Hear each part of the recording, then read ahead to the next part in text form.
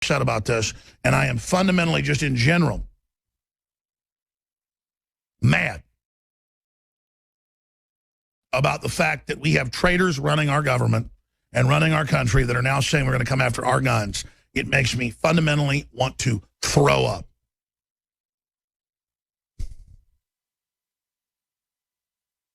Now, I'm going to stop right there. I'm going to play some clips, okay? Let's go ahead and look at these clips here. I'm going to tell folks which clips I want to pull up. There's a report here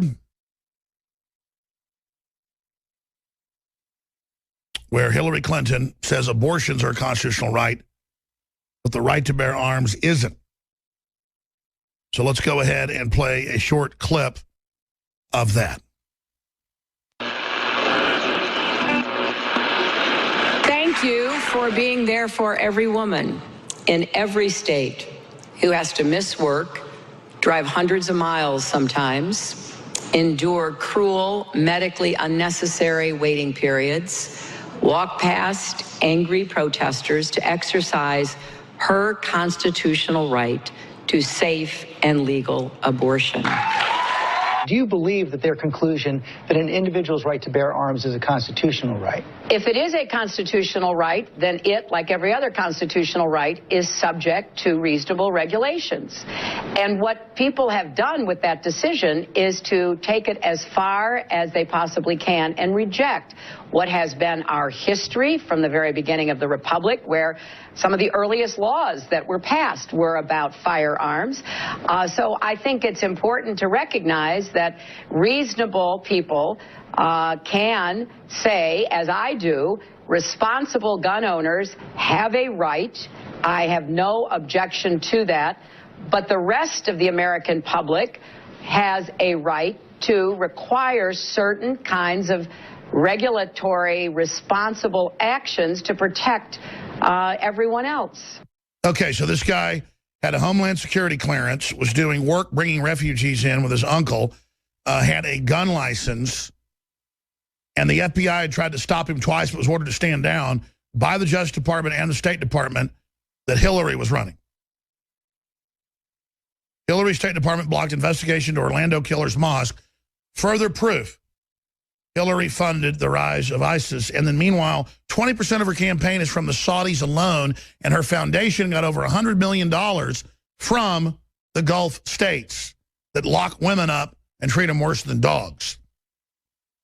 And then we have another one of these bizarre, narcissistic clowns that when he's not on the gay apps or whatever, he's going into a nightclub and killing 49 people. We have Roger Stone back, and he's written the articles. Roger Stone, it's time America got some answers about Huma Abedin. I mean, this is just crazy. Roger Stone, again, joining us now via phone. Roger, please continue. You know, Alex, this is disappointing because I'm so damn handsome. I hate to do it this way, but in any event, to get back to where we were, I think you make exactly the point. Hillary and her husband have taken hundreds of millions of dollars from regimes that not only oppress women. It's time to just arrest their asses. It's time to just frickin' throw them in irons, man. What more do we have to put up from these people? And why are they allied with Islam? What freak show is this that we have these freaks running? Roger, I'm sorry. I'm really getting fed up, okay? But, Alex, the answer is an honest attorney general appointed by a president who puts the interests of the United States, not radical Islam and political correctness, first. You are not going to get an honest government from this administration. You are not going to get fair adjudication of the law from Loretta Lynch. I don't know. I feel badly for the FBI director, who's known as a man of integrity, a real by-the-book guy. He works for a president for whom the law does not matter. And it is any manner of crimes. I mean, why is Huma Abedin allowed to triple dip, getting a full-time salary from the State Department, a full-time salary from Teneo Strategies, a lobby firm that represents many of those same oppressive regimes we're talking about? Because in the politically correct freak zone of America, as long as you're some stupid protected group, you can commit any crimes you want, including funding ISIS, murdering 300,000 Christians in Syria.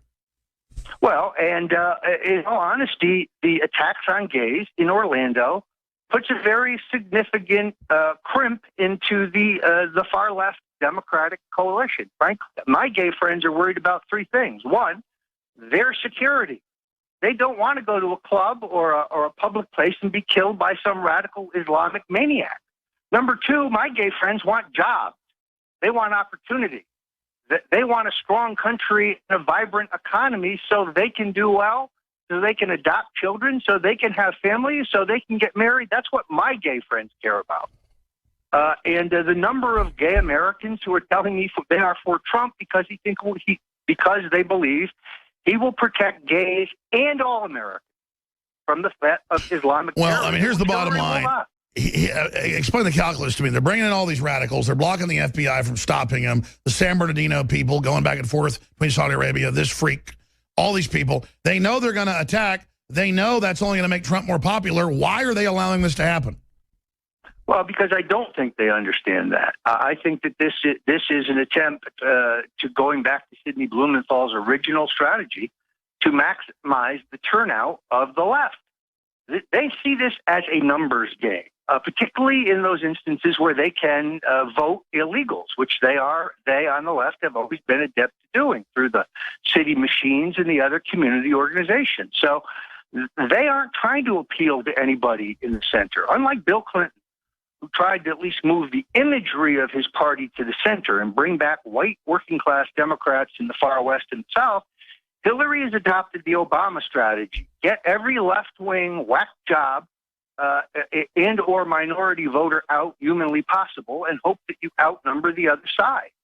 That's the strategy. So she is not going to call Islamic terrorism what it is, the fundamental danger of today, probably the greatest single challenge other than insolvency, facing the country today.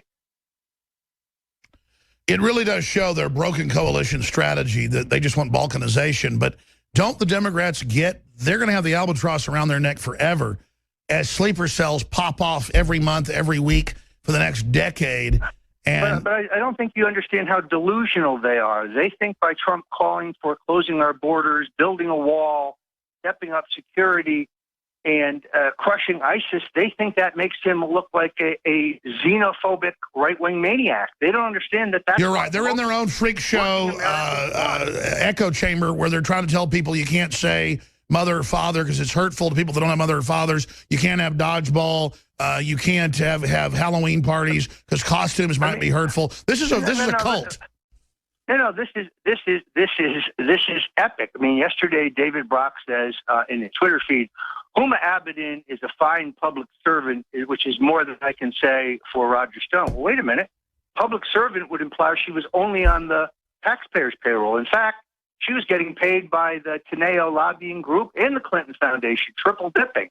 So I don't know what he's talking about. And then Keith Olbermann said, how does it feel to have worked your whole life in politics and now being a flying monkey for Donald Trump? To which I respond, at least I can keep a job. Well said. I mean, all they do is attack us when we're just saying common sense stuff. But here's the point, though, Alex. They can't refute the facts. Huma's ties to the most radical brand of Islam through her parents, through her brothers, through Nashif, are all indisputable. They're indisputable, and they have been certified by the U.S. government. So rather than argue with the facts, they attack the person who delivers the facts. Oh, he's a conspiracy theorist. Well, really? What conspiracy sealed the 28 pages of the congressional inquiry into what really happened? That's right. Well, bottom line, Hillary Clinton's girlfriend is a Saudi spy. Is that the headline? I don't know whether she is Hillary's handler, whether she's an asset. Well, I mean, you don't know how deep it goes. Well, all I know is they stay in the same bedroom together when they travel. There is evidence that is accurate. But again, the left wants to say, oh, why couldn't Hillary get a good-looking girlfriend? Why doesn't she look like a Marilyn Monroe or something? This woman looks... Well, no, look, maybe... Looks like Bin Laden. I think that Huma is stunning. If you go to my 2015 Stone Zone Best and Worst Dressed list, which I do every January, and a 10-year tradition, which I adopted from Mr. Blackwell, you'll find her on my list. She looks great whether she's going to a UN cocktail party or a Muslim brother bomb making. Well, I'm not, and I shouldn't be doing low blows against Hillary's girlfriend. I'm just baiting the media into picking this up. But, hey, let's shift gears, Roger Stone, for a moment, because they're obviously not going to be able to block this forever. It's coming out. How are things really going for the campaign? I mean, you always give us the straight shot. How is Team Trump doing? I think Monday may have been the best day the Trump campaign has to date, in the sense that he is back to dominating the dialogue. This election is going to be decided largely on the question of who can deal with domestic terrorists who plan to kill many, many people between now and the election day and after. If you believe Hillary Clinton is better suited to handle that problem, then you should vote for her. On the other hand, Trump is back on his strong suit. This has validated his central argument that we need to secure our borders. So I think he's back on offense. The major speech on the Clintons' corruption, which was scheduled for Monday, is still in the works, as I understand it, and it will be a devastating narrative. The foibles of the Clinton Foundation and the epic corruption there, in which foreign nations are paying, like Russia, like China, like Saudis, are paying for favors and preferential treatment, while it has gotten some good coverage from the New York Times, largely the mainstream media has sought to ignore it. Sure. So the question is the establishment going to let a foreign multinational coup take place of America? Because we will be fully conquered if Hillary, who's totally blackmailed, gets into power, blackmailed by all these disparate interests that have, treated her, like a vending machine where they put money in and get out of it what they want. It is truly outrageous, and it does show their disconnect. Hillary, whose State Department protected this very person, this monster, now blaming the Second Amendment. I think they've really miscalculated. What do you think, Roger Stone? Well, I mean, what's really amazing is if Al Capone were alive today, he would be in awe at what they have built at the Clinton Foundation. I mean, this is an international pay-for-play scheme. It is the largest single money laundering operation in U.S. history. And the Clintons have taken millions of dollars, both through the foundation and through their phony global initiative and through their phony speeches directly to their pockets, hundreds of millions of dollars of people buying decisions in Washington. I look forward to a time when Hillary, who says she is an advocate for women, I'd like to hear from the women of Libya. How have they fared under the regime change there that was fought? And the same thing in Syria. Roger Stone, I always appreciate your time. In closing, what do you make of this whole Washington Post situation where Trump says they're kicked off the campaign? I mean, that's fine with me because they're obviously globalist operatives in many ways. But at the same time, I mean, he's talking about, hey, we should have bombed the trucks. We shouldn't give them an hour's notice. Either Obama's a fool or he's got another agenda. Clearly, he's not talking about the Orlando shooting there. He's saying Obama is, has the gloves on when it comes to fighting ISIS. Well, we know that. But I mean, what is Trump so mad about? The fact they tried to misrepresent it as Orlando? The Washington Post is the single most dishonest publication in the history of American journalism. They were wrong about Watergate. They were wrong about Iran-Contra. They were wrong about the Iraq War. And they're wrong about the current situation. I have a piece that I will be publishing shortly, a 5,000-word piece called The Lies of Bob Woodward. And I trace how he is a pathological liar who has lied about every major historical event in his reportorial career.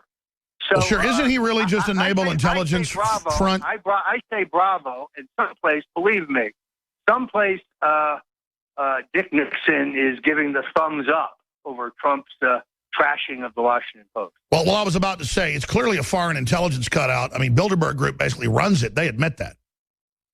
Well, it has always had traditional close ties to the Central Intelligence Agency. Socially, the Grahams mixed with Angleton and Meyer, and that's their social set.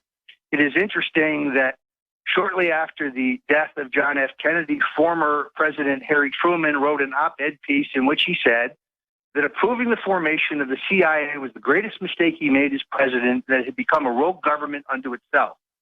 That ran for one edition, and then it was spiked by the publishers at the request. That's right. And, of course, the CIA itself is basically a foreign intelligence group set up by the British. I'm not saying the British run us, but it's like a multinational combine. And, of course, your books break that down.